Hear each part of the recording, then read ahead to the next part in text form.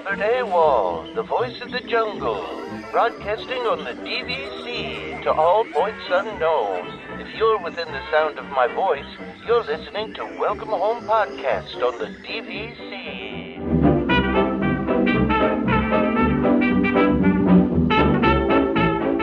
Hello and welcome home. Thank you for joining us on episode 160 of Welcome Home, a Disney Parks and Vacation Club podcast. I'm Tom. I'm here with Trevor and Damon. What's up, guys? Nothing, but we've been having so many good discussions prior to the show. I feel like that should be...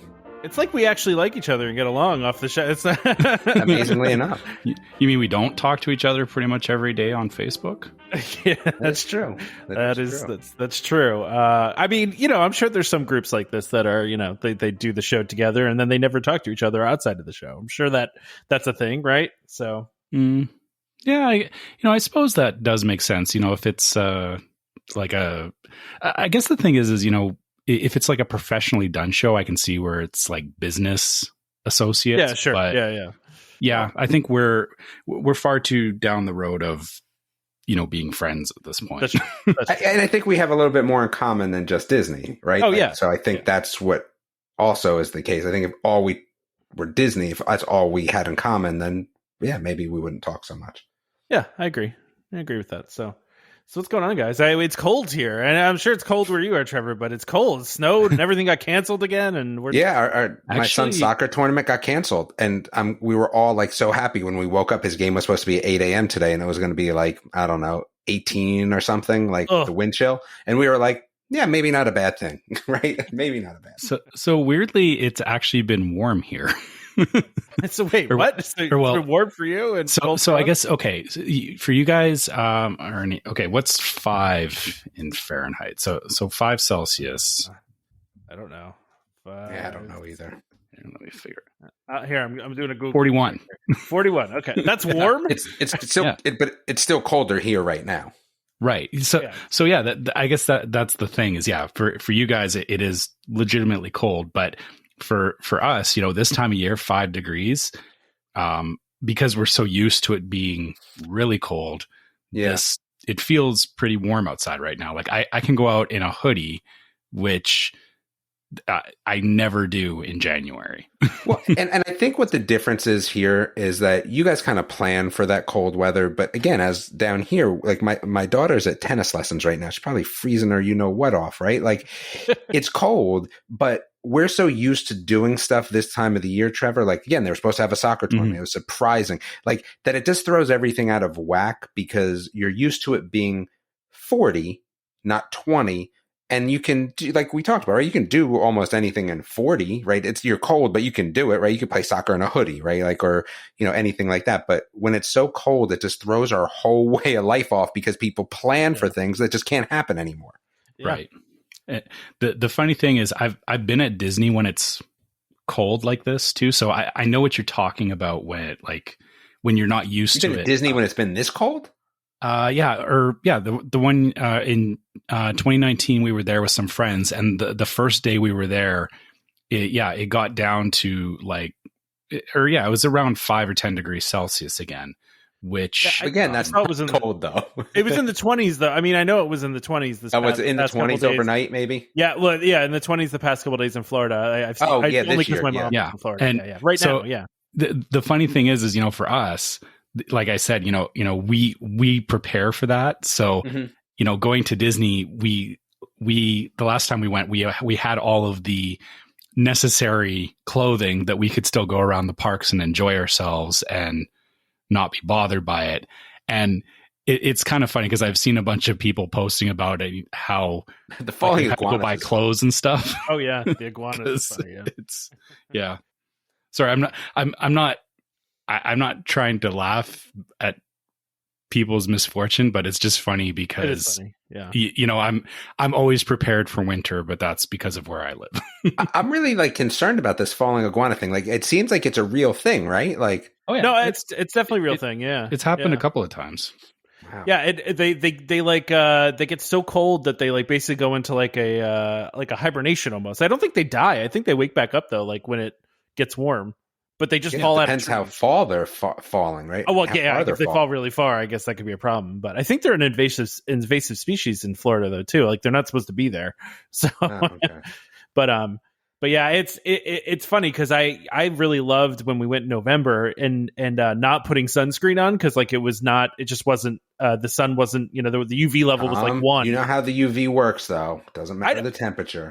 Oh no, it wasn't the temperature. I'm saying we looked at the UV every day and it was a 1. Like so, there was no chance we were. That's Tom, people. Everyone be safe. Always sunscreen. Of course, I wear sunscreen when I'm skiing. Wear sunscreen. I like to not wear sunscreen as much as possible. So, but yeah, no, I like it when it's nicer weather like that. And I know in Florida it's been very cold, and I know. I was joking with actually my mom yesterday because they live in Florida, and I was like, "Do you even have any warm clothes? Like, do you have any of that?" So, I mean, because after they moved from New Jersey, they got rid of all their stuff. Not me. I would have kept it all. My poor kids are going to have to deal with like 2 houses full of stuff. They're just going to have to deal with your like hoarding. They're going to have to bring in one of those junk companies. Yeah. God. I always tell them though, there's probably a ton of money in that stuff. Maybe, yeah. Some of it. Yeah, definitely some of it. I have some really cool stuff. I mean, I have all the George R. R. Martin books signed, right, by him in person, right? Because I was there. Again, I used to talk to Martin on occasion, right? So I have all that sort of stuff. They got to be worth money.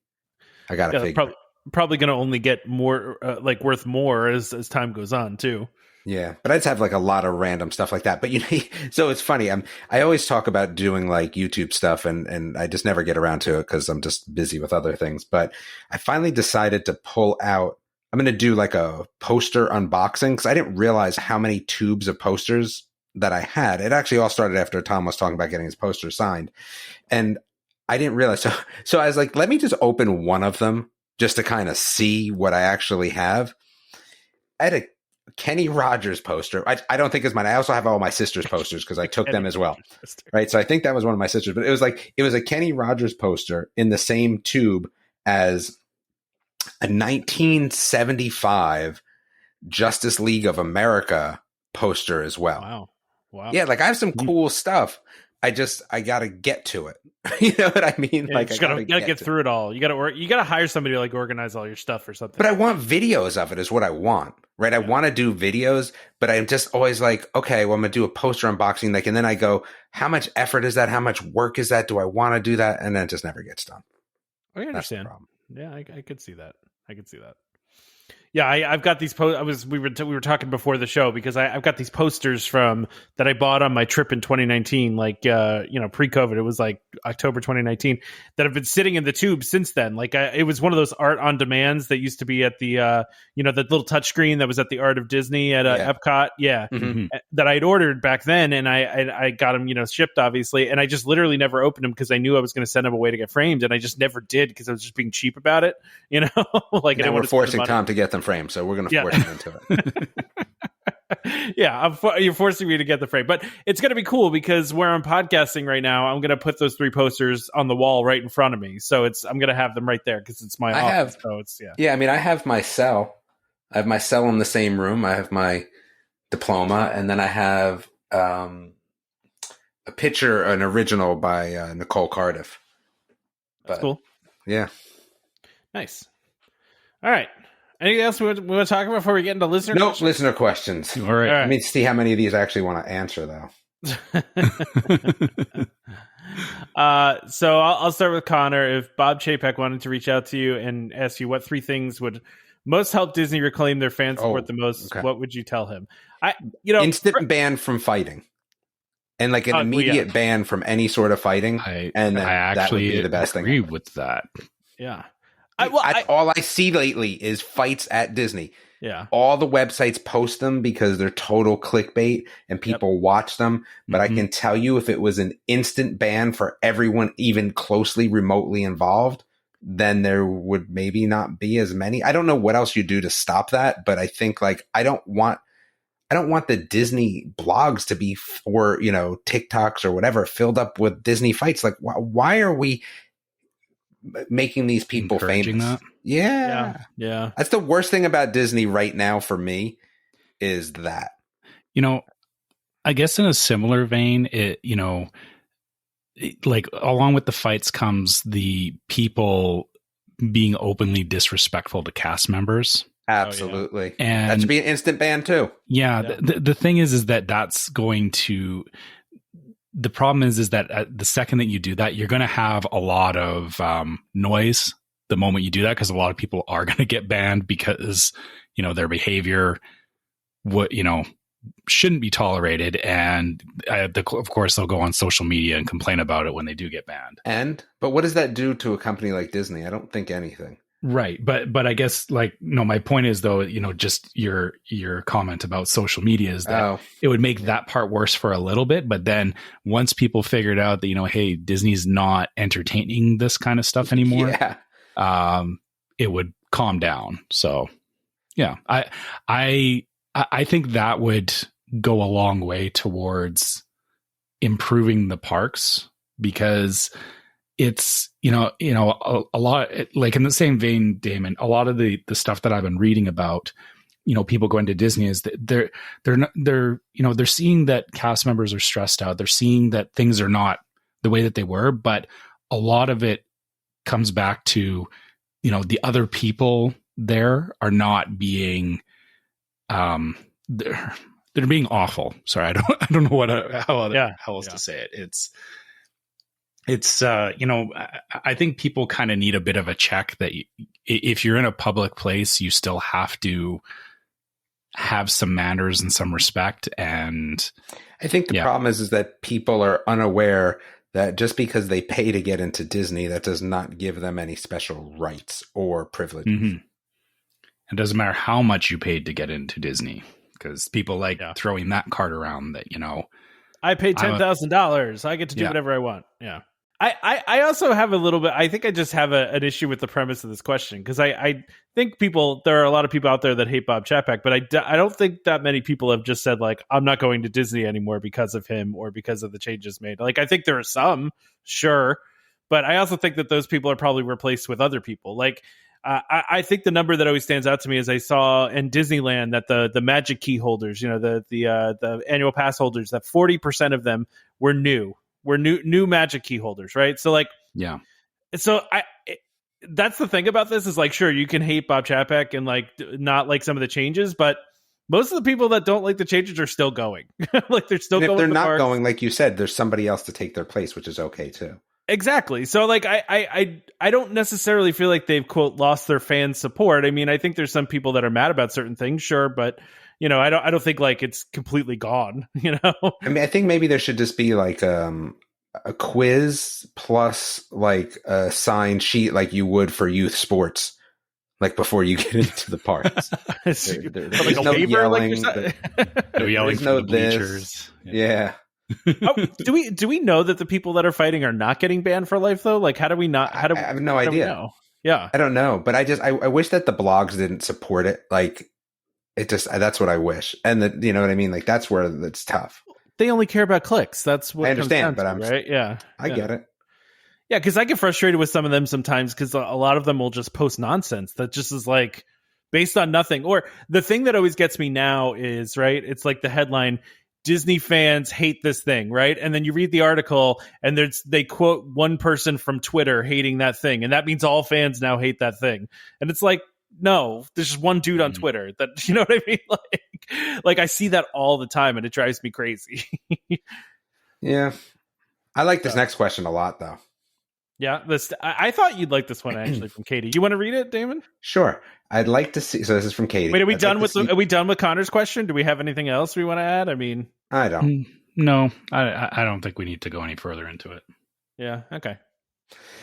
All right. So she'd like to see some STEM competitions at Disney. Think about robotics. What other competitions would you like to see at Disney? Can we get some tennis? Like, really? Like, I'm still about this tennis thing, right? Like, that's why I like this question. Like, listen, I get why maybe you wouldn't necessarily want to swim meet. I mean, I think that would be super awesome. But why not tennis when you have tennis courts? You know, they don't have a competition pool for swim, so I get that. I was going to say, do they even have the pools available for that? No, I mean, it's Disney, so I mean, obviously they could build it, but it's a different sport, right? You don't usually go to tournaments. They do soccer, right? Like things that have tournaments where you can bring people in, and I assume they make money, but why not tennis? But I like the robotics idea as well, and I'm kind of like, is there not a robotics like competition there? I feel like there should be. I think that would be a great one if there's not. Other competitions? I guess are we talking about like just things being hosted at Disney or like Disney? Both, I feel like. Okay. Right, because like the cheer competitions are still under the governing bodies. I feel like maybe I'm wrong, but somebody will tell us. I'm sure somebody knows the answer to that. Into them. So. Yeah, I don't know if they're Disney, like they might be Disney run, but overseen by the governing body. I would assume so, and I don't know those governing bodies. Even though I've watched 2 seasons of Cheer on Netflix, I still don't know. So, I mean, unless it was in Daytona, then I'd know. But outside of that, can they do less cheer competitions? I don't know about that, but I'd like to see more stuff there. So yeah, I mean, a STEM competition would be great. Like, but is there a STEM competition infrastructure, right? I think the difference with a sport like soccer, where you can bring a team, it's kind of, you know, first to pay goes. And I just don't know, is that the same thing that you could do with a STEM competition? I mean, you could do it for tennis too, right? And tennis has rankings. Like a lot of these things are a little bit different in terms of how they work, right? And again, seeing a bunch of different sports and having so many kids that play sports, there's a lot of things that you could say, okay, well, tennis, you have to be ranked in this to this before you could go. It's a little bit harder when you do something like that versus soccer, where it's really like, hey, this is kind of the level we're playing at, but you know people go down there and get absolutely womped on, and you know people go down there and womp on other people. So it's a first pay sort of thing. So that's where I don't know. Is there an infrastructure for STEM competitions? And then how would you go? Would you make it a first pay thing or not? Like, that's where it gets a little crazy. So I'm going to admit this. I don't know if I should or not. But when I was a kid and I was in, I don't know, let's say middle or junior high school. Bro, you are not going to surprise us with what you're going to say. Just so you're aware, admitting or not, this is not a surprise to me. I participated for several years in Science Olympiad. Are you familiar with Science Olympiad? Yeah, my son was in Science Olympiad when he was in middle school. Yeah, and he went to a competition and all that. Yep. Yeah, I won a great many medals in Science Olympiad, and that's essentially that's a STEM competition. That's what it is, right? It is, but okay. Yeah. So how do you get from? So I'm going to take my son, right? Who he did it in middle school, and did the county one. How do you get from the county level, which I'm sure different counties are at different levels, to a national competition? I did it. It was like a state. Well, I think we did like a local, and then we did a state, and I think then there's also a national too. But yeah, I don't know. Yeah, I do. I think it goes up to nationals, but I don't. Okay. I mean, I guess there's a national. That would be really cool at Disney. Yeah, I think that Olympiad. Yeah, yeah. I mean, they could do a lot of cool things with Lego as well. Like, I think that's the other thing I'd love to see. Like, that Lego show with Will Arnett is great, and I'm going to tell everyone that while the U.S. one is really good, the Australian one is 1 million times better, by the way. Is it really? Like 1 million times better. Oh my goodness. It's so good. It's hard to find to watch, right? But I think the season 1 is on Tubi in the US. Go watch the first season of the Australia one, and it just is totally so much better. So much better. But why couldn't that be there? Like a kid's version of that? The UK one, by the way, not as good. The UK one is a totally different sort of take on the Lego show. But the UK one is also for younger kids, so maybe it would make sense for that sort of competition here. But I would love a Lego competition there. I don't know what else. I mean, what else do you guys think? I don't know. I'm drawing what I can think of Science Olympiad. I like the Lego idea. I mean, I remember when I did Science Olympiad, we did one of the events was a Connects. We used Connects, which I don't even think are really a thing anymore. I don't know if Connects is even still around. But when I was when I was a kid, we did a Connects thing. But yeah, a Lego competition would be great. And I also love that show, Damon, too. Although I watch it and I'm like, I don't know how these people come up with this stuff, because I am a follow the directions in the kit guy. And when you watch the Australian one, the people are even better. Like they build better things. Now you have to remember, you're going to go back and watch Australian season 1.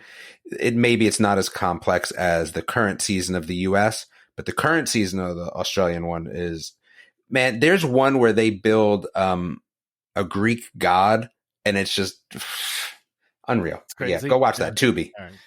I'm gonna have to look. So I don't know what happened to my Science Olympiad medals. I'm kind of sad now. I think my mom probably just threw them away when she like left our house. But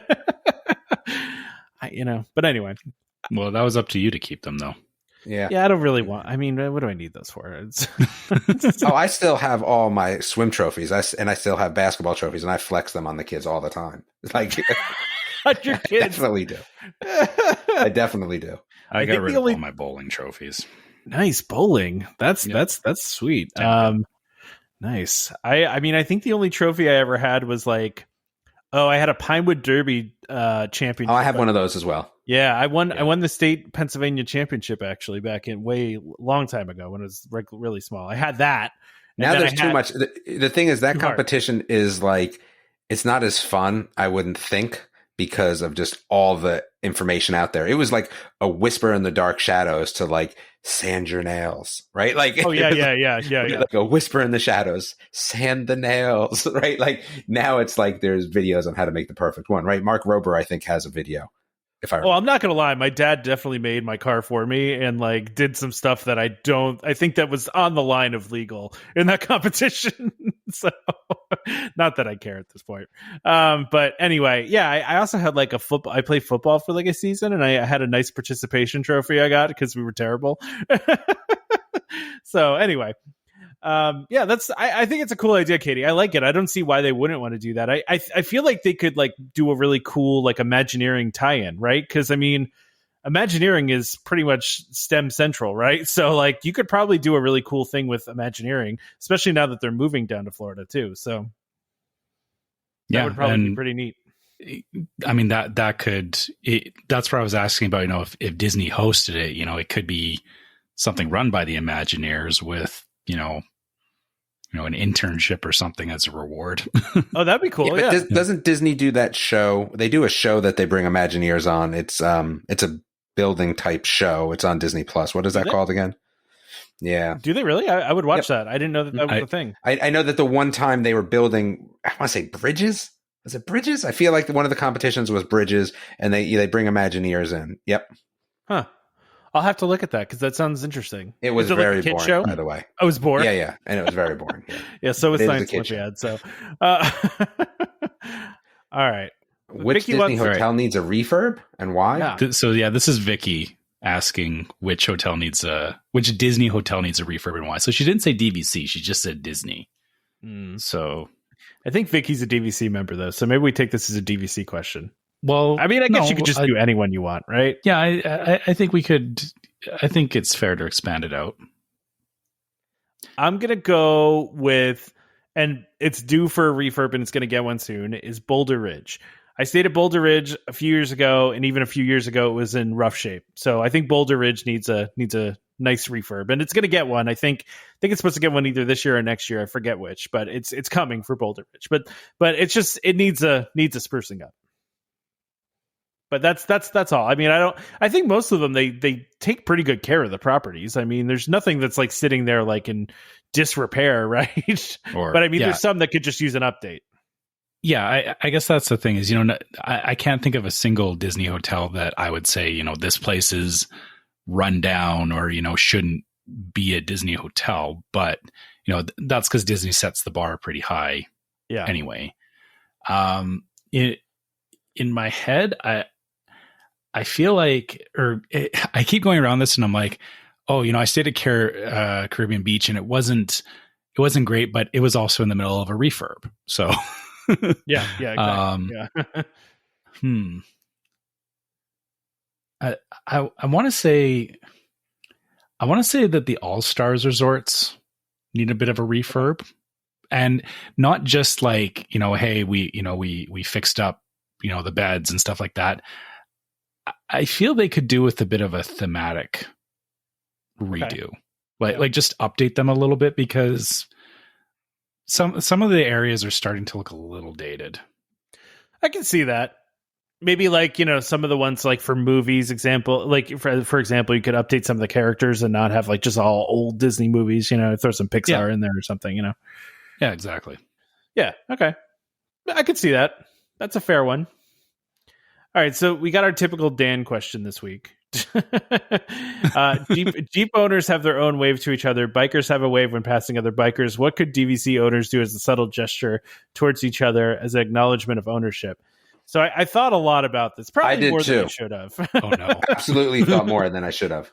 Yeah. So go ahead, Damon. You do yours first. Oh, you want to do mine first? Oh, that's good. Just yeah. in case yours is mine. So I think you make O's out of both of your hands, right? Like this is exactly what mine is. And then you put it on top of your head like Mickey ears. Put it in front of your eyes like you make like yes.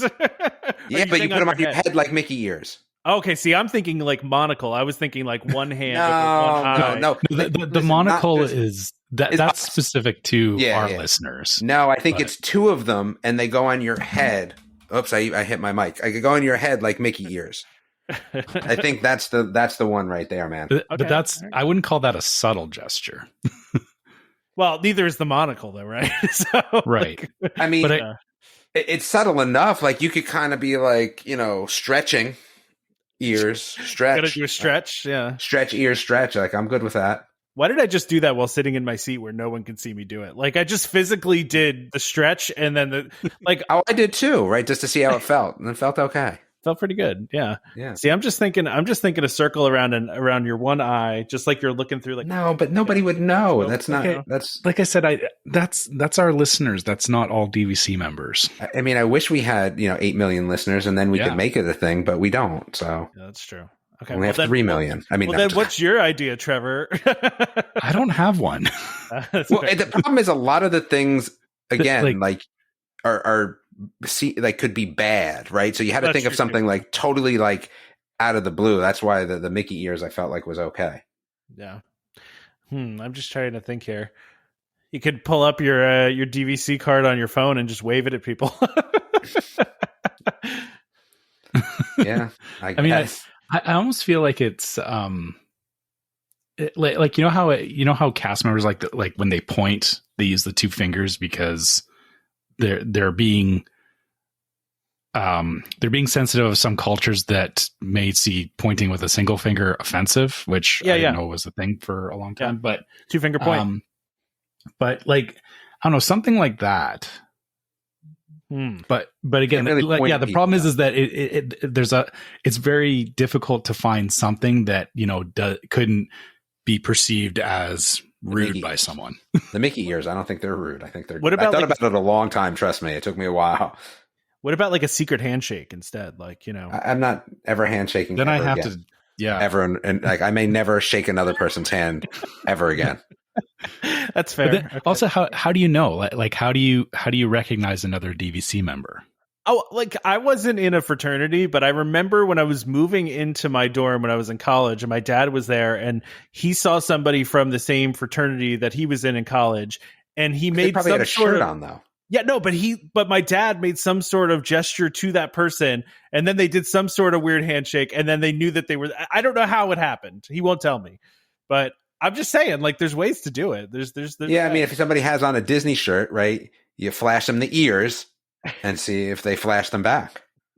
Yeah. Okay. That's just thinking of like, yeah. Okay. I like the idea of the ears on the head thing. That's fun. I like this question though. This is a good Dan question. This is returning to form. Coming, I feel like he's returning to form, right? So yeah. That was Dan H, right? And not Dan, because I've screwed this up before. You should just put their last initial in there. I forget. Okay, I forget sometimes, and they for some reason they mess me up. So, all right. Well, the next one is Chrissy, and what's your favorite restaurant or worst restaurant on property? It's been a while since we've answered this. That's why I put it up there. Yeah, I don't know. Well, so yeah, I don't know. I only answer questions about Hilton Head now. Sorry. Are we talking proper sit downs, or is quick service part of that? I think just overall, I mean, like whatever. What's your Yak and Yeti and Mirimoto, or that's it. Those are your two faves. Yeah. Yak and Yeti is good. I'll agree.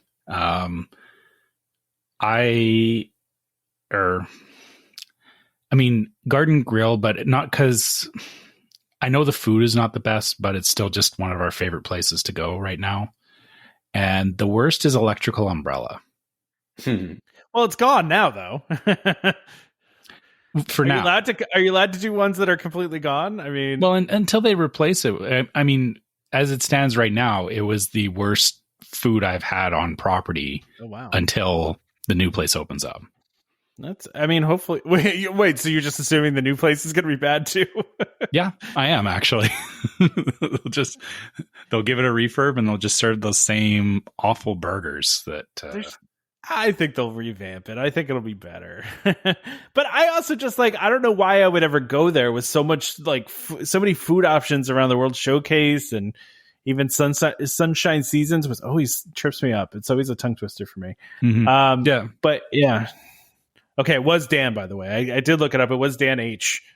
It was not the other Dan. So, which we were speculating. We were speculating that Damon has a secret alias, and it's either Dan or what was it? What was Adam saying, that it was Jeremy? That Jeremy was pretending to be me, but is really Damon, or I don't know. I mean, that would be funny. It would be. I wonder if Jeremy actually ever made it to the park. By the way, I'm sure he did. I'm sure he's probably at the park right now. Being you and telling everyone he's Tom. Pretending he's me. Yeah. It's my favorite thing. That's so funny. I'm glad you guys find it funny. Oh, I find it so amusing. I really do. I mean, if it gets other people to listen to the podcast, I guess I don't care that much. But it's so much more amusing because it bothers Tom. That's the only reason why it's funny. But if it didn't bother me, it wouldn't be amusing to you guys. Absolutely. Yeah, and I guess the thing is because of the fact that we haven't, or I know you've been back to the parks, but it's like Jeremy's been more than we have. So, sure, yeah. So yeah, I'm stuck looking at the end of our discussion at this Starblaster. What is this thing? It's from Guardians of the Galaxy. But is it your ride car, or is it just something on the ride? No, it's just out in the courtyard. It's a decorative piece. That's all. That's why I put it at the end, Damon, because I knew you wouldn't care about it. I put it at the very end, and I assumed you wouldn't be here by the time we got to it. But I'd like to look to see if there's anything I actually care about. And I saw this picture, and I was like, "What is this thing? Like, is it part of the ride? Is it just?" No, it's if you saw Guardians of the Galaxy, you would know what it was. It's features the prominently. Nova Corps ship is what it is. Yeah, it's the Nova Corps ship. Just decoration is what you're telling me. Yeah, it's just decoration. Yeah, it's part of the entrance. It's in the courtyard. Yeah. Okay. Yeah, I didn't care about that. You're right. I sometimes know what you're going to care about or not, but I also what do you think I'm going to care about on this show? Nothing. Absolutely right. You are correct. I literally was writing it, and I was like, I'll be lucky if Damon shows up after reading it. So sometimes you get lucky. Topiaries maybe Yeah, okay. I'm just totally breaking the show, by the way, right now. Yep, as usual. I was going to ask, do we want to maybe try and get one more listener question in? Because let's get the rest of them in. Let's get them done. Yeah, we got time, right? Chris, here, is a wait list though? Oh, I didn't even answer this. I didn't even answer it. Are there any ways to save money on your Disney trips? Oh, I didn't answer the restaurant one. Oh, right. Sorry. Yeah. Hurry up. We derailed so hard there. I totally forgot. Yeah, no, it's fine. I've said this many times that our go-to is Via Napoli. We love Via Napoli. And then honestly, worst, I don't think I've ever had a straight up horrific bad meal that I would never go back again to a place. Right?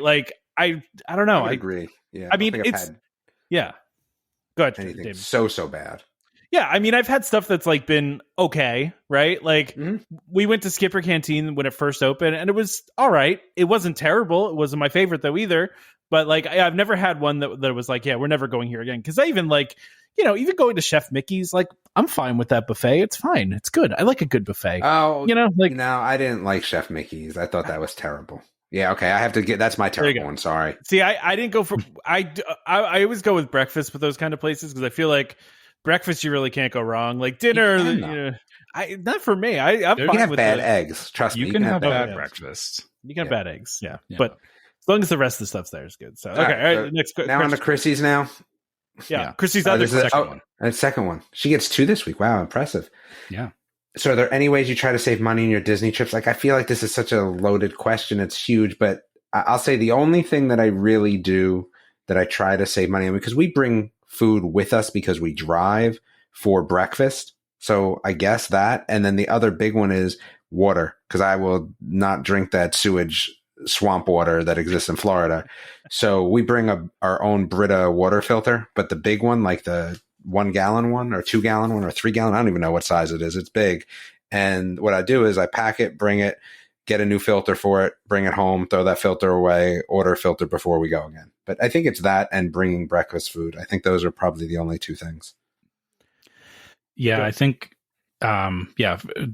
we order food for breakfast, and because I know, Tom, you say you'll hit up the restaurants. I think we maybe do that like once or twice on a trip sometimes, but that's us too, though. We don't do sit down breakfast usually. Usually it's Pop-Tarts in the room or something quick, Yeah, we'll get like muffins and fruit and stuff like that for breakfast. And then I guess the other thing the way that I save money on my plane tickets is I have a credit card that has flight points on it for one of the airlines in Canada.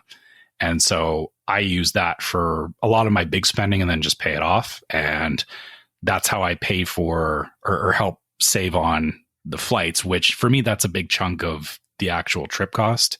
So I guess before even getting to the parks, I try to cut that down so that I can spend more money in the parks. Yeah, that makes sense. That makes sense. And I'm kind of similar. Like, I don't do anything where I buy like, I know a lot of people will buy discounted gift cards and then like use those to pay their dues. And I'm just like, that's too much work. Like, that's too much work for me to save like 5%. I'm not going to do that. But, for me, I'm also bad about saving money on vacation too, because we kind of have a rule, and I think I've talked about this before.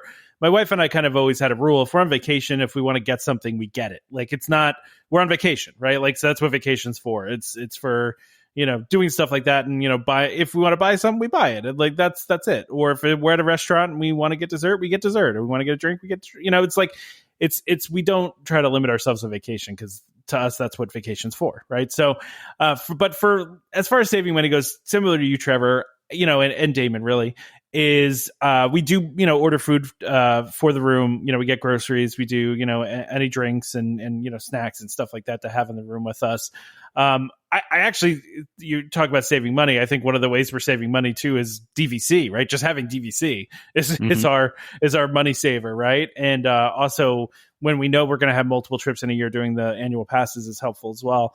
But those are probably really my big ones. Is eating in the room and not if for breakfast at least, and then trying to do whatever else in the parks. Like you said, Trevor, I don't really do breakfast, maybe once or twice, right? Like, and we might end up doing more of those when we bring my daughter later this year, because we want to do like some of the character stuff, and I know she'll really like that kind of thing. So we'll probably do a couple of those, but it's not something we typically do. Typically we just eat in the room.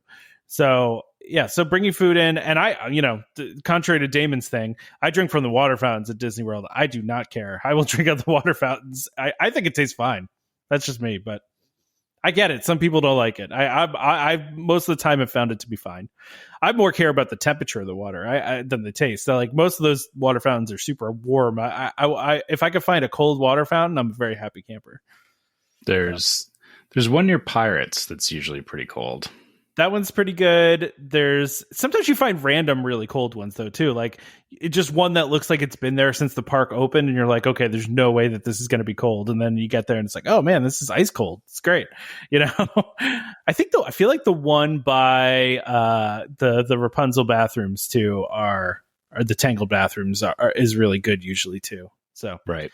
Anyway, I feel I'm sad. I'm sad they didn't continue to put those bottle filler ones in. They were putting those in a lot of places for a while and seem to have stopped that, which, those were nice to have too. Yeah. Hopefully they start that again. Just to circle back on the gift card thing. So, just to throw a monkey wrench in for any international listeners. So I've looked into this. We can buy gift cards here, but we buy them in Canadian funds. And then when we go to use them at the parks, they convert to US funds, but they use whatever the conversion rate was the day before. So like okay. the day before you use it, you get that rate. And they don't charge you any fees like, a bank usually does for a conversion rate. But the problem with that is that it's a bit of a gamble, because depending on how well the conversion rate is doing, from when you bought the gift cards to when you go, you could end up losing money on it. Yeah. So yeah, it's being international definitely makes it a lot harder to save for a Disney trip. And like I said, that's part of where, we go through other things like, using flight points and, saving on meals and stuff like that, so that I don't have to stress about, how much would this have cost me in Canadian? Because if I thought about that all the time, it would ruin my trip. Yeah, no, that makes total sense. I also thought of one more thing too, and this is not necessarily saving. I guess it kind of is, but I also do have the Disney credit card, so I put a lot of large purchases on that. So like if I have a really large purchase, it goes on that credit card, and then I rack up those rewards dollars. I think I talked about it on here where I had like, oh gosh, that one trip I went in April last year, I had like $400 worth of like reward dollars that were just. It's essentially just, free money, right? So I was able to spend those. And then this past time I had a good amount of money there too. It's that's not necessarily a way to save money, I guess, but I guess it kind of is because you're using rewards dollars. So, So then we got Lee's question. Tom, Trevor, Damon, have you dined at any of these places and what are your thoughts? What did you order food and drink wise? San Angel Restaurant, Citricos, and Steakhouse 71. So I've eaten at 2 of the 3. I'm out on this because I've not eaten at any of them. All right, then. Well, so I ate it. Actually, we talk about best worst restaurant. San Angel might be close to one of my worst. It was all right. It was fine, but it wasn't the best. I had the oh gosh, I really don't remember because it was so not memorable. That should tell you everything you need to know right there. That's not good. No, it was. I had they have a dish there that's like one of those things that Disney fans really like, and I feel like it's a corn soup. Is that no? That's the other restaurant. That's the one across the way. Man, I don't remember what I had here. This was years ago. I mean, it's a cool setting though. I'll give it that. Like you could have it. And I think everybody liked their meal there. What's the one that's across from the Mexican Pavilion? Why am I blanking on the name all of a sudden? You know what I'm talking about? I do, and I can't remember the name myself either right now. Well, I'm completely blanking on that. Like I feel like I need to look it up because I can't remember the names of the restaurants. Now you gotta make me look here. But I have been to Citricos many times now. Listen, I have not been there since they reopened, right? So I don't know what the new menu's like. So I really can't opine on that one because I've not been there in a couple of years. But when we used to go, it was like the same menu for quite a long time. And it was pretty good. I mean, it was always a very good meal. I mean, there's a reason why we went several times. So, I would definitely recommend it as a restaurant. It's got cool views, and it's nice. It's in the Grand Floridian, of course. So it's nice. I mean, it's just a really nice restaurant to eat at. So I can't, unfortunately, I can't give you an idea of what the food is like there. Like I said, because it's been a little while and they changed the menu. So, okay, now I'm pulling up the restaurant here. La Hacienda. That's San Angel. Catina is the Catino. Oh yeah, the Hacienda. Yeah, the Catina is the outside part, right? Yeah. So I've been to that one. Actually, I've been to both. But yeah, the outside one is the one that has the soup. But what were we going to say? I was going to say I thought that both of them, or the food was like, is it the same food between both of them or no? I honestly don't know. I didn't look into it that deep. Yeah, no, I honestly don't know. It's a really good question, but yeah, so I guess I can't help you that much because I don't remember. It's been years. So, and Steakhouse 71 just opened, so I do want to go there. By the way, I do want to check it out because I've heard very good things. Although our friend Becky said she had like the worst experience there, but I think most of the reviews I've heard were very good. So I don't know. I do want to check it out, but sorry, not really any help there, Lee. Mm-hmm. And really, we're not going to be any help with your next question either. When we think Fantasmic will return. So, yeah. Based on the Festival of Fantasy news, when will Fantasmic return? Because they've said it's going to open this year, right? Yeah, but I think they're different things, right? I mean, They are, yeah. I don't think we can base it on Festival of Fantasy, but if I had to guess, I would say summertime. That would be my guess. Yeah, my head goes to June. Like I see them wanting to try and get it open again right before school lets out and it gets really busy. Because, I mean, I get the feeling this summer is going to be a busier summer than people are expecting. Because sure, with things getting back to normal, you're going to find more people, probably planning even more trips than they have in the past. So I can see Disney pushing for summer, but again, it entirely depends on if they actually have the people to run it and they get everything back to operational standards in that time. And they're making updates too, right? They need to get the updates done. So whatever. That's part of it. Like the nice thing is that those can kind of happen alongside them getting everything ready to go, right? Exactly. Yeah. Because last I saw, the moat for Fantasmic is still drained, right? Like, so they still have it drained, and I know they were doing refurbishment and stuff like that, but I feel like we're going to hear more about it, probably more in advance than for Festival of Fantasy and the other stuff that we're going to talk about after the ad here.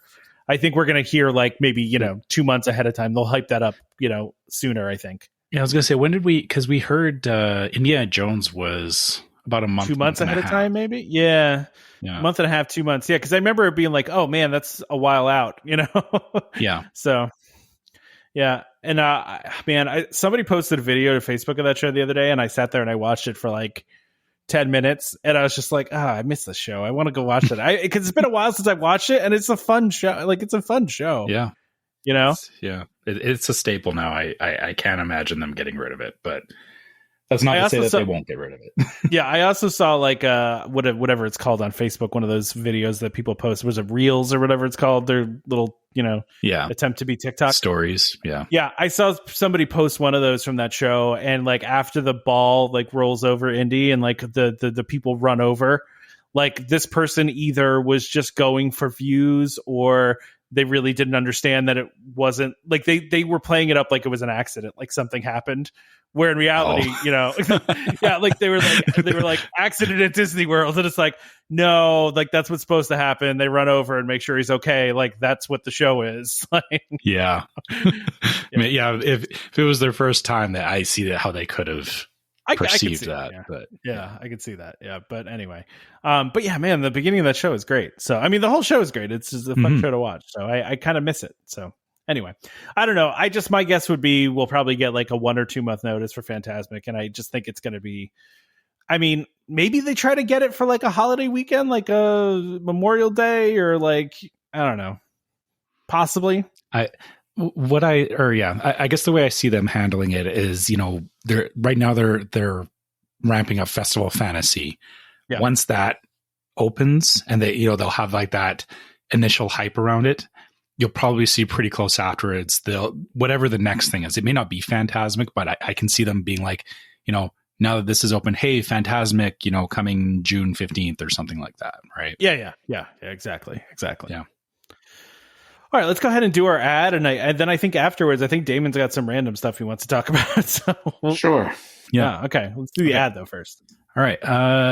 DVC Rental Store, a World of DVC company, offers magical vacations at incredible value. Save up to 60% off retail rates at premium Disney resorts. DVC Rental Store now includes deposits as low as 25% at the time of booking and a built-in cancellation policy for every reservation. And as always, DVC Rental Store pays out the most for members looking to rent their points. Want to learn more? Go to dvcrentalstore.com or call 1-855-DVC-RENT, that's 382-7368, and let them know that Welcome Home sent you.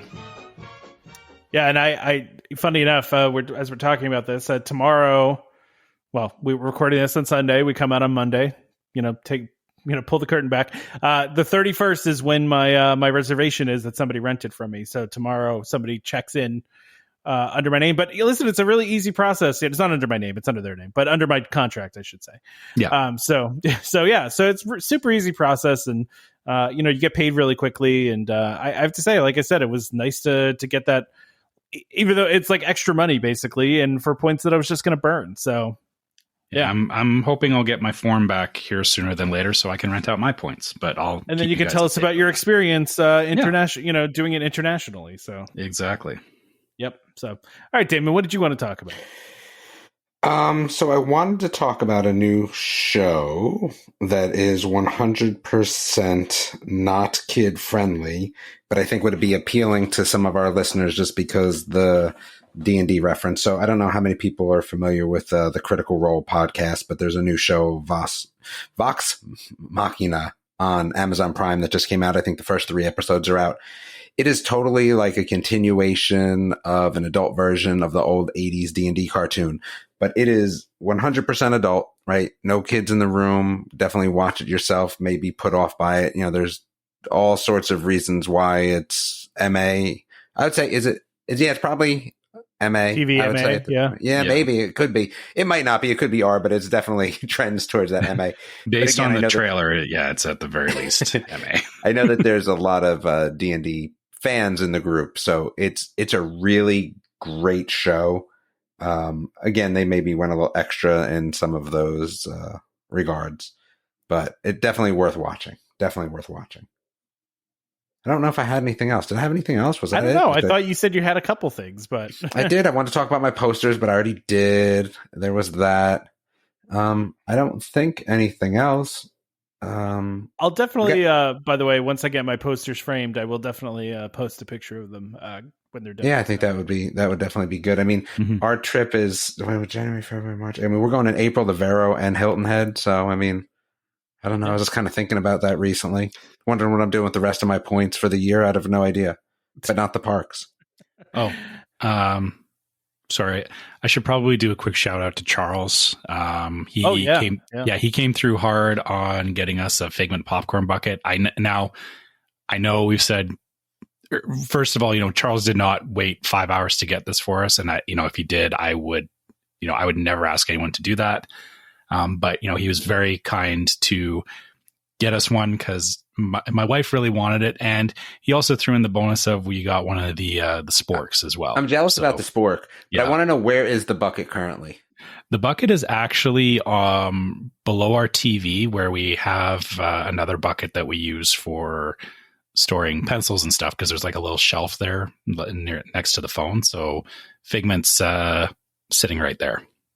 So Let me ask this. So is the spork like legit? Like, is it like a really solid spork, or is it like a... I mean, it's plastic, right? It's a plastic spork. Like, I mean, it's solid plastic though. You know what I mean? Yeah. Like, yeah.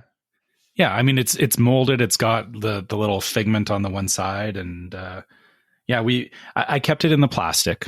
So just so you know, Damon, it's sealed in the plastic. So yeah. It's funny because my wife saw that picture posted, and I was saying, oh yeah, like our listener sent that to Trevor, and she goes, "Where's the popcorn?" I'm like, yeah, they ran out of the popcorn. It's like it got a spork instead. So my wife's a big popcorn person. She loves popcorn. My wife loves the popcorn too, but actually, so Charles said that I guess the popcorn that they're offering is like a candy coated popcorn, and that's like a rainbow colored, like candy coated one. Yeah. And my wife, she does not go for that at all. Like she likes just the plain popcorn. Oh, really? That sounds good to me. I'm all about put all sorts of crazy stuff on my popcorn. We did the little popcorn shop in the new bakery on Main Street there, and where you could put like candy and like drizzles and stuff all over your popcorn. It was awesome.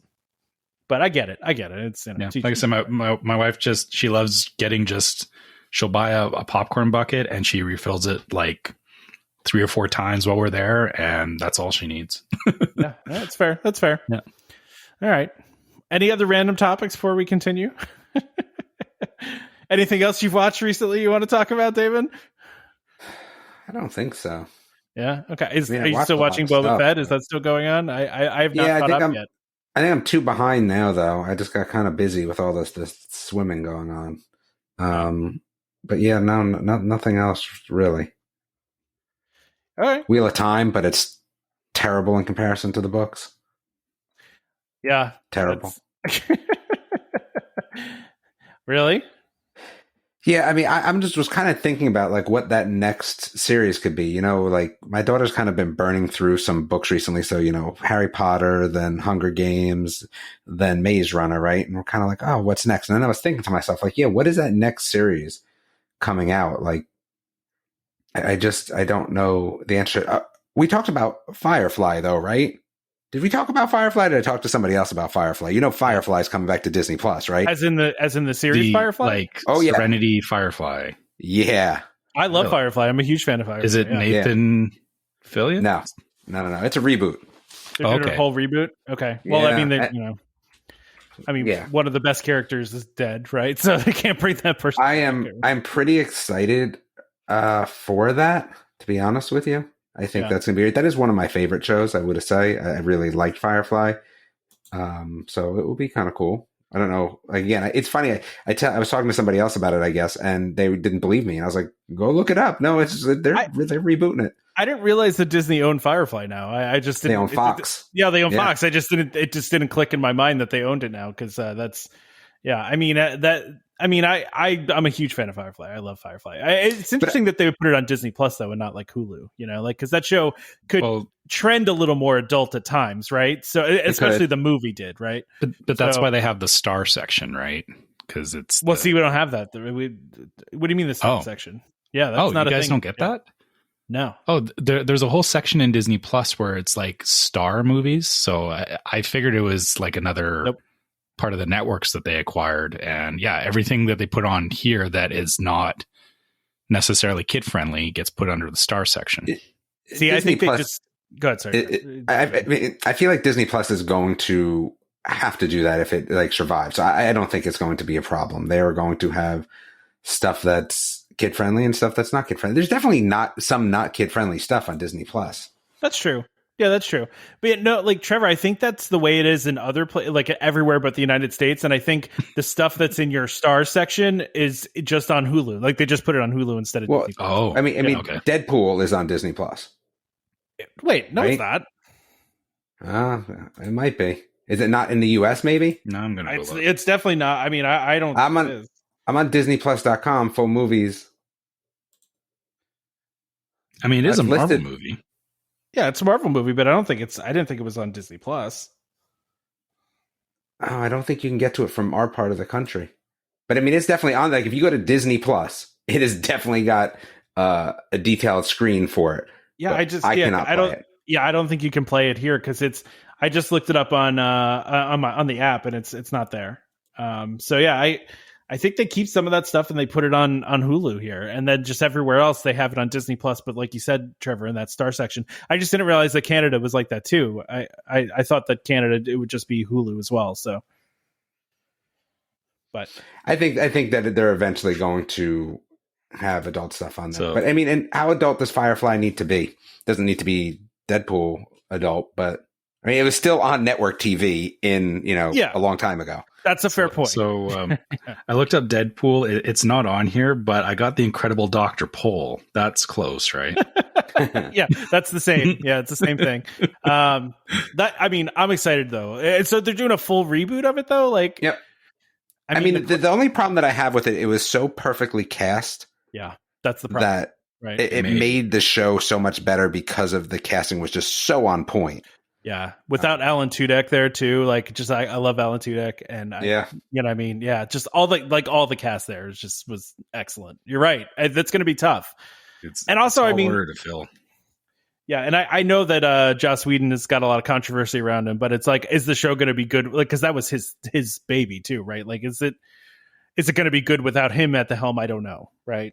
Yeah, I don't know.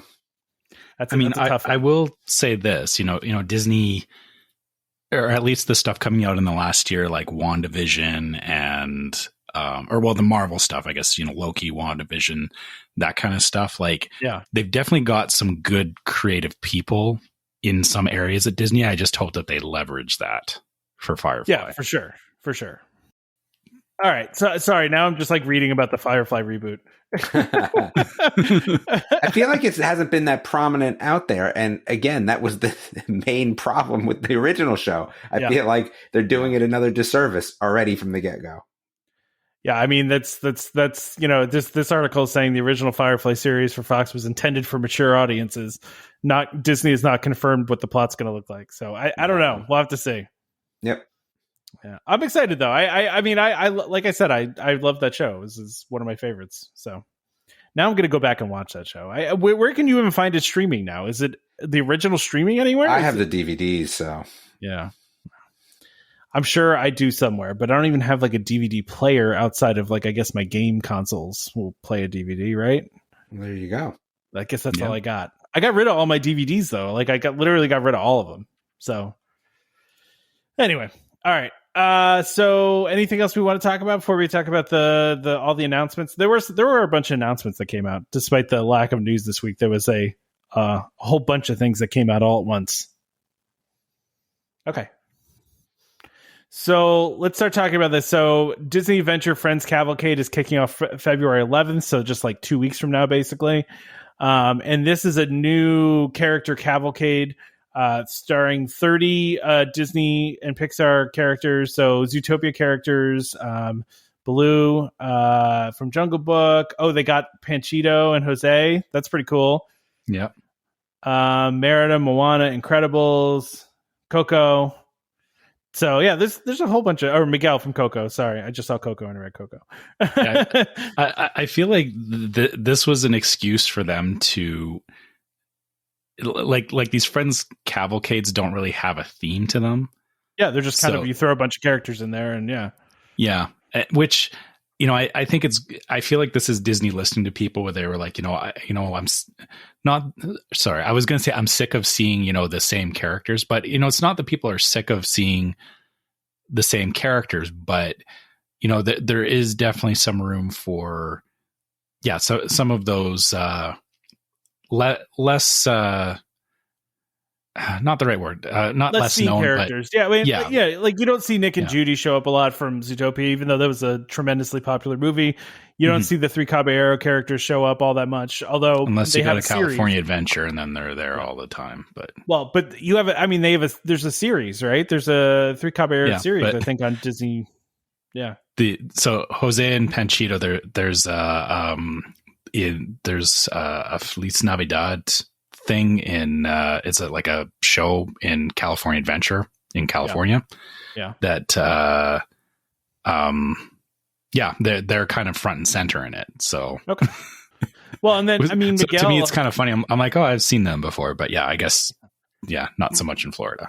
I mean Miguel has shown up at the Mexican Pavilion, but not like in a parade like this before that I can think of. Besides, they had it at Disneyland at the Magic Happens parade, but it's they haven't that I can think of in Magic Kingdom or in Disney World. So I'm sure somebody will correct us because we last week forgot Tigger when we were talking about the Year of the Tiger. Remember that? Did you see someone called us out on that, Trevor?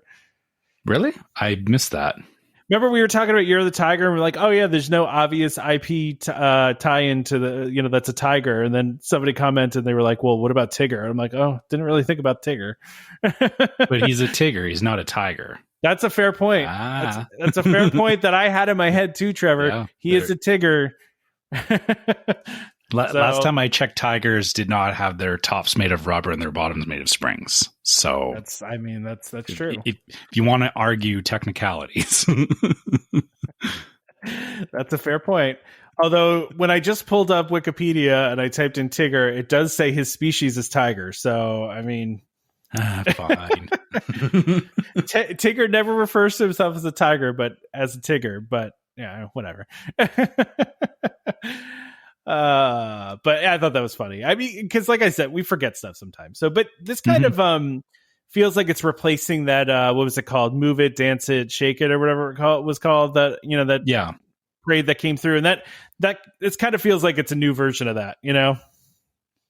Yeah, I feel like because they had the cavalcades were smaller before, and you're right. I think this is going to become like the new daytime parade of, besides Festival of Fantasy, because Move It, Shake It was like I don't think it was like a full parade, but it was like the show where all the characters showed up in the hub and they had the floats, but was a little. It was different. like the cavalcades before the cavalcades, right? Like it was, because it was like a quick little parade, right? And it was, and had some random characters in it and stuff like that. So, but yeah, there's some interesting. It's interesting. They say 30 characters, but they really only mention like 1, 2, 3, 4, 5, 6, 7, 8, 9, 10.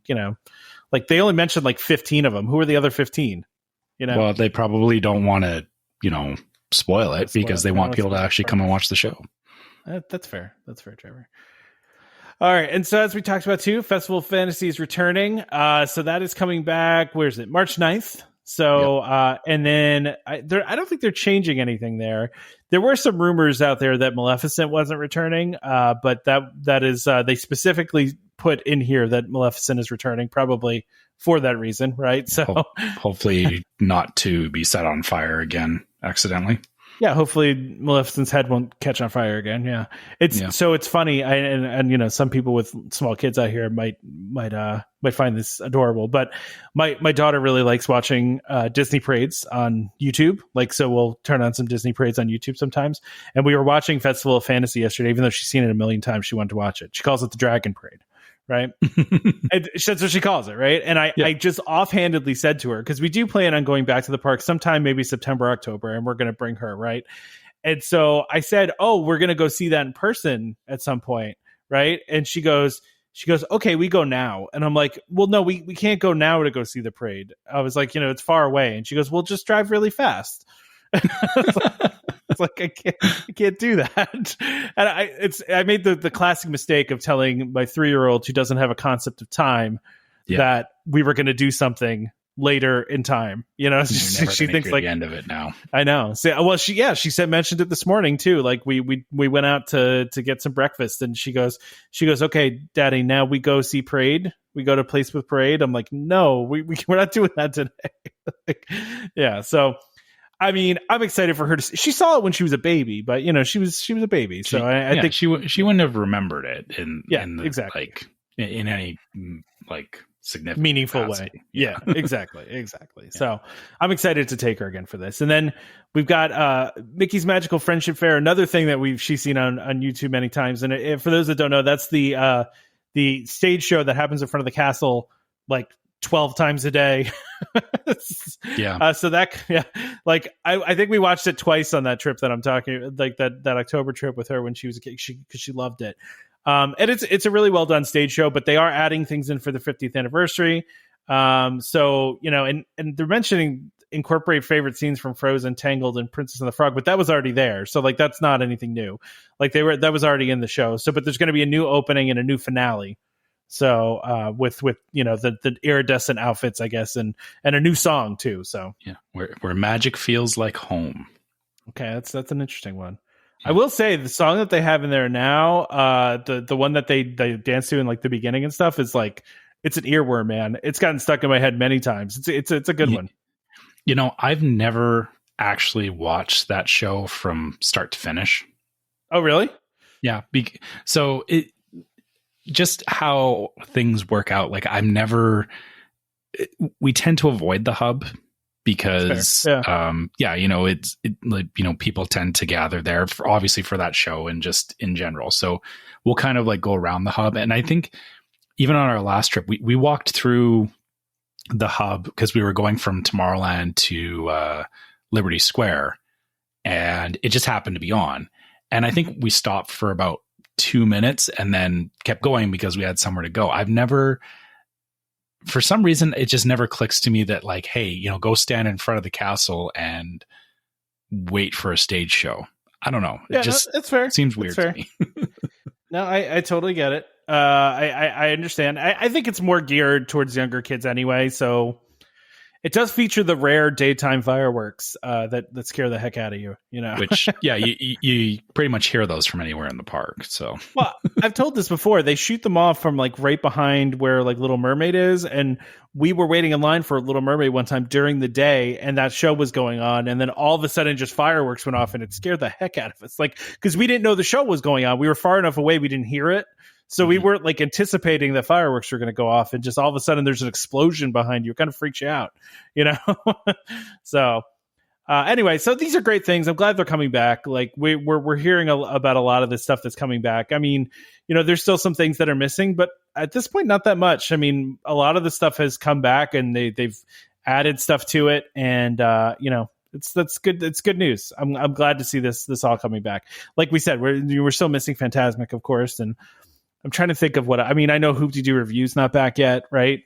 Yeah, it's probably one of the main restaurant ones. There's not fireworks at Hollywood Studios yet either, is there? No, they had that Star Wars show, and they had that Star Wars one at night, but they haven't done that one. They're doing like the projection show, but they're not. I don't think they're doing fireworks. So yeah.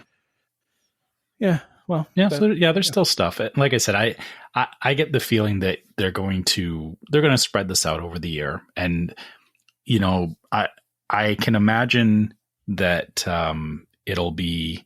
And actually, looking at it, like these are all focused on Magic Kingdom. Right? Oh, yeah. These are all Magic Kingdom, yeah.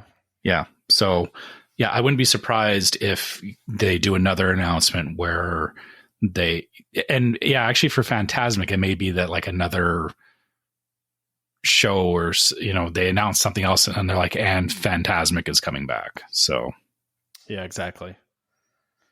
All right. Or maybe a refurb of Rock and Roller Coaster, but. Yeah.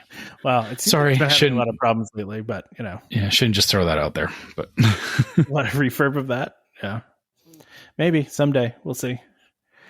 So we've got some more details about the Flower and Garden Festival. I don't know if you want to read these, Trevor, since I just did all the other stuff, but yeah. So they've announced the Topiaries for Flower and Garden. There's quite an extensive list here. I'm not going to read the entire list because, let's pick out some good ones that we like. I mean, ones that jump. I mean, there's the Fantasia, so Sorcerer Mickey, the ostriches, the hippo and the gator, which you'll see at World Showcase. They're doing a troll at the Norway Pavilion. Yeah, Figment, of course. Three Caballeros at the Mexico Pavilion. I like how they say dragon at the Japan Pavilion, but just like a dragon, just a dragon. So wait, they're not going to do like what's his name from Mulan? Why am I blanking on Mushu? Mushu, yeah, I couldn't think of his name. It's just going to be a dragon, straight up dragon. All right, I mean that's fine. It doesn't have to be a character. Yeah, just saying. Kermit and Miss Piggy in the Germany Pavilion's an interesting. Yeah, why choice. Would they be in the Germany Pavilion? That's kind of weird. I feel like there's a lot of isn't a lot of the fairy tales based in Germany? Like they are, yeah, they are. Like Snow White, yeah, like they could have. Okay, well, Snow White's going to be there, yeah. Yeah, I mean, it seems mostly. It just seems like an odd inclusion for them to be in the Germany Pavilion. Yeah, and then the rest of them, actually. Last one, Tinkerbell's Fairy House Garden. That cool. Could be interesting. Yeah, it's weird that they have Tinkerbell though in the United Kingdom, and they have Peter Pan, Captain Hook, and the TikTok Croc in the United Kingdom, and between United Kingdom and Canada. Well, I mean that's probably just a spacing thing, right? Yeah, like they're still close enough, and they're still in the same sense. General area. Yeah. So thematically makes sense that they're in the United Kingdom. Yeah, exactly. No real surprises here, right? I mean, this is pretty much what you expect. But I did see the stuff about the there's like a scent area, like a fragrant garden, which seems like I'm gonna have an allergy attack and die. But yeah. like that's just seems terrible to me. But butterfly topiaries, 6 scent stations, floral, fruity, citrus, spice, woods, and fresh. I mean, in the past, I did do the butterfly thing, like the little butterfly house that they do, and that's pretty cool. Especially if you go like when they have the butterflies that just I don't know, do you call it hatched or emerged? I guess from their and they do that like I think they do that every day where they bring them and they like let new butterflies out. It's pretty cool. Yeah. Sorry, I'm just reading further down the list here. So a couple of other things there's the Healthful Trail, which is families play and learn how to stay healthy. All right. Outdoor escapes presented by Off. So hopefully not near the butterfly pavilion. Yeah. Hopefully they don't give out free samples there and then somebody freaks out seeing the butterflies and just starts spraying butterflies with Off. Yeah. Yeah. And then, Garden Rocks, which we talked about previously, will be coming back. And then the Global Gardens, which is the gardens around EPCOT, which I wish they had those year round, because when they're not there, you notice when they're not there, because they do make EPCOT look much better. No, I agree with that. There's some interesting things they got in here too, though, right? Like, so they have like a whole thing about like the Mexican rainforest. They've got, some like an orchid thing. They're doing, I have no idea what this word is for the world nature, bromeliads. Where I'm not are a you gardener. seeing that? I'm on the link that I put in there. I didn't put the full list of stuff. Yeah. Got it. Yeah. There's a bamboo garden.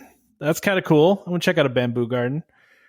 A miniature garden. They got a little miniature garden going on in the Germany pavilion. I like that idea. That sounds cool. There's some interesting stuff here.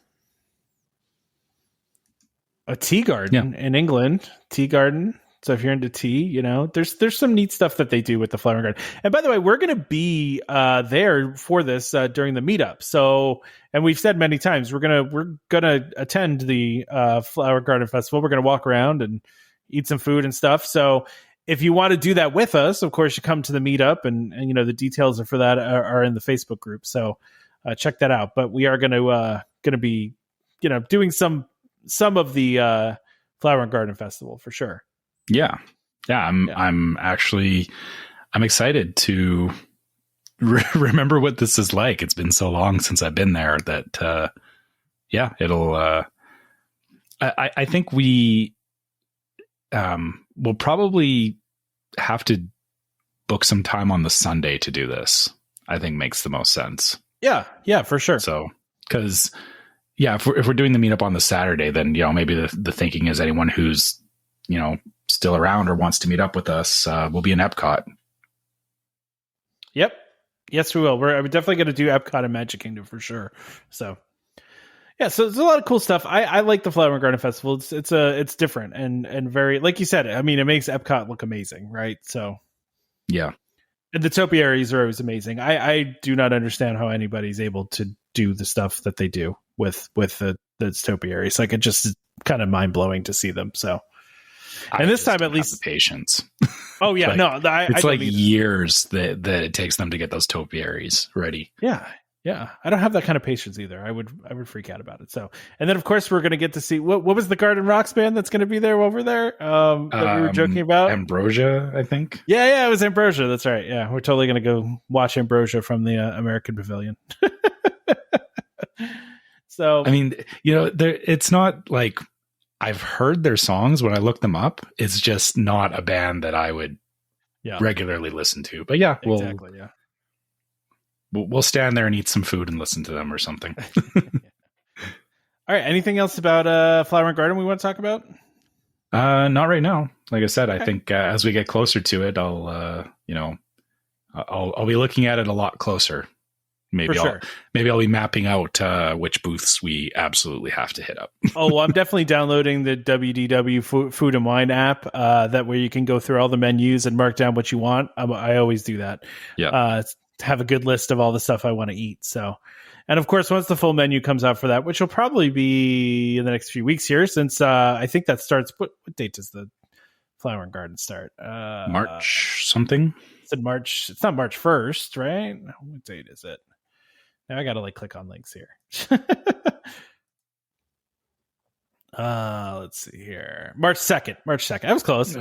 So we're just a couple weeks away. So of course we're gonna get menus here soon, and we can go through and talk about some food. So, all right, let's talk about this change to Genie Plus that is being reported all over the place here. So essentially, Genie Plus added some character sightings. They're not character greetings anymore. They're sightings because you can't run up and hug Olaf anymore. But hopefully that'll change at some point. But they did add Olaf at Hollywood Studios, Cinderella, and a visiting princess at Princess Fairytale Hall. and then Princess Tiana and a visiting princess also at Princess Fairy Tale Hall, and then Mickey at Town Square Center at Magic Kingdom. I read this and my initial thought was, and I don't know where you're going to go with this, Trevor, but after watching the Defunct Land video about FastPass, and where they made a really big point about how initially the system wasn't the original FastPass system was going to have a hard time because there weren't enough attractions within the system to make it work math-wise. So they started adding things like this and adding in parades and stuff like that. This makes me think they're adding these things in specifically to diversify or to spread out, let's say, the people reserving things, right? So giving people another option to move them away from some of the more popular options. That's kind of what as soon as I saw this, I thought of. I mean, that's kind of what character meets were doing before all this stuff happened, right? Oh yeah. Yeah, exactly. So, cause you could, they were all in the FastPass system previously. They were, but remember, so like in that video, they were talking about how they added them later because they needed more attractions to make the math work, right? So this makes me think that they want to try to make more availability in the other rides by adding more options, you know? And I think it's absolutely necessary because as they're creeping further and further back to normal, you can't just leave it the way that it is. No, absolutely. Right? You're going to have more people, opting into it, and probably causing some more, some longer lines and some less options, especially during the holidays and stuff like that. During the busy time. So, and I mean, I know meet and greets have been, long in demand. There's a lot of people that they actually prioritize meeting the characters over the rides in some cases. So, well, yeah, and for me, like my next trip is going to be focused on that a little bit more, right? So, like for my daughter, right? Like we didn't do that the past couple trips, but like this trip, we're definitely going to go meet Mickey. We're definitely going to try to see some princesses. We're definitely going to try to go meet Anna and Elsa. You know what I mean? Like we're going to try to do all that stuff because my daughter's is at that age where she's going to be, well, either terrified and cry or be super shy or be, freaked out and super excited. So who knows? I don't know which one, but it's an interesting addition. I just don't know if their motivations are, what their motivations are with it. If it's just to make Genie Plus more attractive, it's to try to spread people out more, all of the above. I don't know. But if you haven't watched that thing about FastPass on Defunct Land, go do that. Still trying to get that guy on the show, by the way. Like I really badly want to get that guy on the show. I agree. Yeah. He I think he would be, fun to talk to about this kind of stuff, but, it's, but I know it's painted as I don't see it necessarily as a negative for them to add this stuff, right? I know that video kind of, it implies that, the system didn't work. And so that this was like a Band-Aid. But like I said, I think, looking at it from the lens of just a consumer and not, ignoring the operational reasons why they would do it. Yeah. Yeah. I see the demand and I see, the reasons why, like even in my own family, it was when my son was younger, it was, those meet and greets were definitely a big part of what we were doing. And then as he got older, obviously rides took over, but even for my wife, she enjoys those meet and greets because of the fact that there's some rides that she can't do. And it gives her, I shouldn't say something to do, but it's a highlight. And, the interactions, even though you can't, like you said, run up and hug the characters, like the interactions are still something that you take away that you remember, I guess is the best way to put it. So yeah, I don't see this all as a bad thing. Yeah, no, I agree. I think it's a positive change. And they'll probably keep adding stuff to it as long as they can, right? So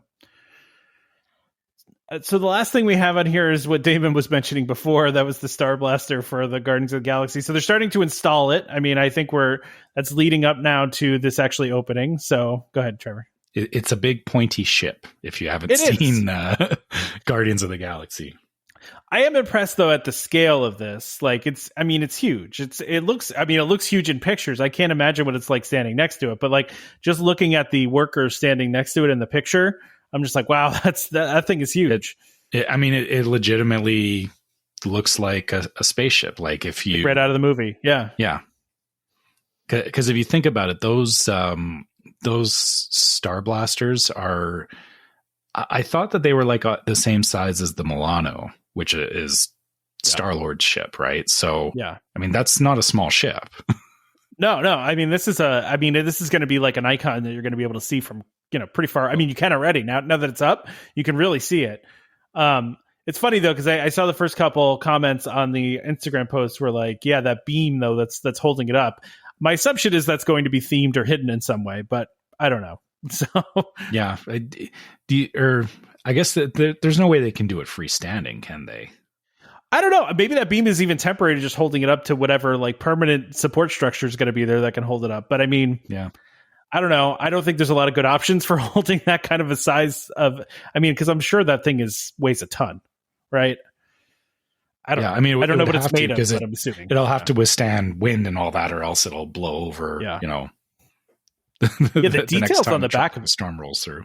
Yeah, exactly. The details on the back of it are pretty cool. I mean, there's a lot of cool details in this thing. Yeah, that'll definitely be a just looking at the positioning of it next to the monorail track. A picture spot. Yeah. Yeah, that picture spot is amazing. But also, think of like I was saying, talking about memories and all that. Think of how many kids, you come rolling in on the monorail to Epcot, and you make that round trip, and all you see is the Starblaster off to the side. Like, yeah, it'll be it's a cool. good way to get you excited. Yeah.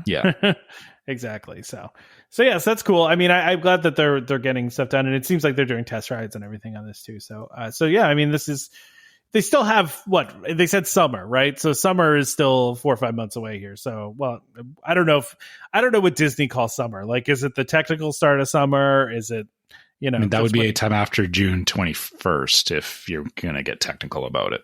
Yeah. So I don't know. We're still many months away from this ride. I guess summer runs all the way up to September too, doesn't it? It sounds right. That sounds right. Yeah. Yeah. All right. Well, I think that's it. I think that's all we got for this week. Is there anything else you want to bring up? Or I know we lost Damon a while ago because he didn't want to talk about any of this. But anything you got, Trevor, before we wrap up? No. But like I said, I think the biggest thing for me is I'm still just waiting so I can try and rent my points with DVC Rental Store. So I'll keep you guys in the loop on when that happens. That sounds good. Yeah.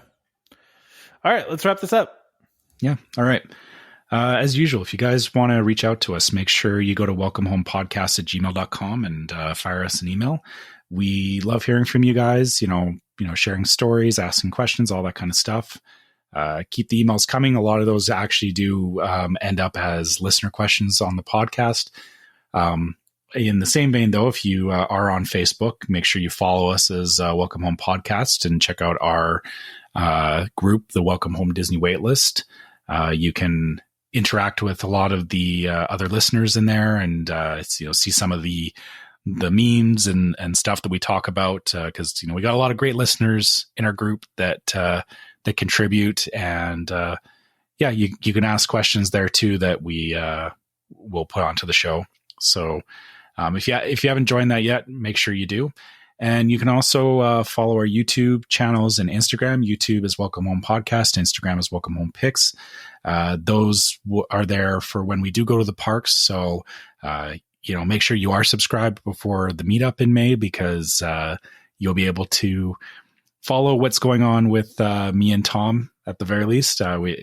Damon hasn't been able to confirm if he can come yet, but at the very least, Tom and I will be there. And you'll be able to see what all we're getting up to, which should be interesting. Whatever that may be. Yeah. Whatever that may be. Exactly. And if you want to help support the podcast, you can go to store.welcomehomepodcast.com and check out our merchandise. There's t-shirts and mugs and masks, a lot of great stuff there. If you would rather support us through Patreon, you can go to patreon.com/welcomehomepod and subscribe. There's a few different levels of Patreon, and each of them has different merchandise that's exclusive to Patreon. So if you're wanting something a little different than the store, go check out Patreon. That Patreon's also the only way to get access to our Discord server, where we have a lot of conversations with our listeners there. So if you're interested in Discord and want to join us there, please check it out. And last but not least, if you guys are listening on iTunes or Spotify, leave us a review, because it helps other people find the podcast, and we appreciate it, because we like to think that people like what we're doing out here. Yeah, it's definitely helpful, and rate us on Spotify. Somebody we had all 5-star reviews, and then one person did a 4-star review and screwed up our whole rating. But you can't actually do like written out reviews on Spotify. You can only do stars. So, but go give us 5 stars. Be nice.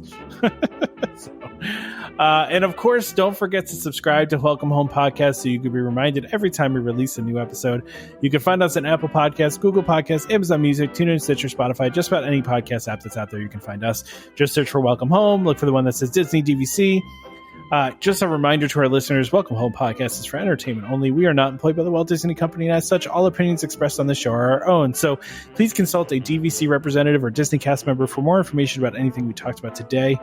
Huge thank you to our sponsors, World of DVC and DVC Rental Store this week, for sponsoring this episode. We are going to get them on soon and have some fun and do some different things with them. So stay tuned for that. But please check them out if you need to do anything with your DVC contract, whether it's renting it out or renting points to stay at the park. So join us next time for more Disney Parks discussion. Of course, more DVC talk. We hope to see you all real soon. This is Skipper Albert Awol, the voice of the jungle, signing off from Welcome Home Podcast on the DVC. Do a huddle when we hit its hair. How she can cuddle is no